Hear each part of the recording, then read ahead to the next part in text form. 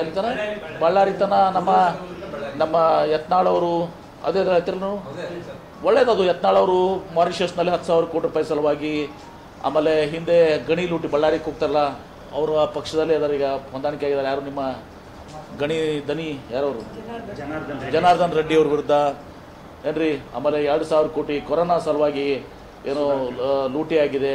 ಅದರೆಲ್ಲವರ ಸಲುವಾಗಿ ಇವತ್ತು ಸಹ ಯತ್ನಾಳ್ ಅವರು ಇವತ್ತು ಸಹ ಏನು ಪಾದಯಾತ್ರೆ ಮಾಡಬೇಕಂತ ಉದ್ದೇಶ ಹೊಂದಿದಾರ ಏನ್ರಿ.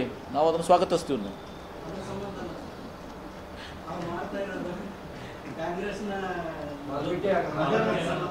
ಆಯ್ತಾ, ನಮ್ಮ ಅವ್ರು ಯತ್ನಾಳ್ ಅವರು ಆನ್ ರೆಕಾರ್ಡ್ ಇದೆ, ಇವತ್ತೆಲ್ಲ ಇದು ಆನ್ ರೆಕಾರ್ಡ್ ಇದೆ, ನಾನೇನು ಹೇಳಬೇಕಾಗಿಲ್ಲ.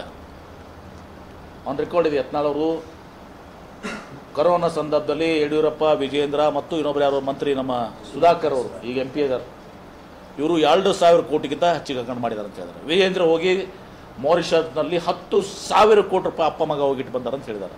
ಅದಕ್ಕೆ ಪದೇ ಪದೇ ಮಾರಿಷಸ್ಗೆ ಹೋಗ್ತಾರೆ ಅಂತ ಹೇಳಿದ್ದಾರೆ. ಸುಳ್ಳದ? ಅದಕ್ಕೆ ಪಾದಯಾತ್ರೆ ಮಾಡ್ತೀನಿ ಅಂತ ಹೇಳಿರ್ಬೇಕು. ಸ್ವಾಗತ ಮಾಡ್ತೀನಿ. ಆಮೇಲೆ ಬಳ್ಳಾರಿಗೆ ಹೋಗ್ತಿರೋದ್ರಾಗ ಸ್ವಾಭಾವಿಕವಾಗಿ ನಾವು ಹಿಂದೆ ಬಳ್ಳಾರಿ ಪಾದಯಾತ್ರೆ ಮಾಡಿದ್ವಿ. ಜನಾರ್ದನ್ ರೆಡ್ಡಿ ಗಣಿ ಲೂಟಿ ಅದು ಒಂದು ಸಬ್ಜೆಕ್ಟ್ ಹಾಕ್ಕೊಂಡು ಯತ್ನಾಳ್ ಮಾಡಲಿ, ನಮ್ಮ ಸಂಪೂರ್ಣವಾದ ಹೃದಯಪೂರ್ವಕವಾಗ ಅವ್ರಿಗೆ ಬೆಂಬಲ ಇದೆ. ಪಕ್ಷಾತೀತವಾಗಿ ಅವ್ರಿಗೆ ಈ 3 ವಿಷಯದಲ್ಲಿ ಅವರು ಹೋರಾಟ ಮಾಡಲಿ ಅಂಥೇಳಿ ನಾನು ಅವ್ರಿಗೆ ಬೆಂಬಲವನ್ನು ಸಂಪೂರ್ಣವಾದ ಬೆಂಬಲವನ್ನು ವ್ಯಕ್ತಪಡಿಸ್ತೀನಿ. ಹಾಂ ನೋಡಿ, ಕಾಂಗ್ರೆಸ್ಗೆ ಯಾರ್ದು ಅವಶ್ಯಕತೆ ಇಲ್ಲ.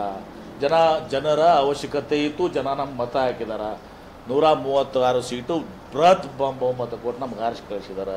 ಈ BJPದಲ್ಲಿ A to Z 28 ಇದು ಇದಾವೆ, ಗುಂಪುಗಳಿದಾವೆ.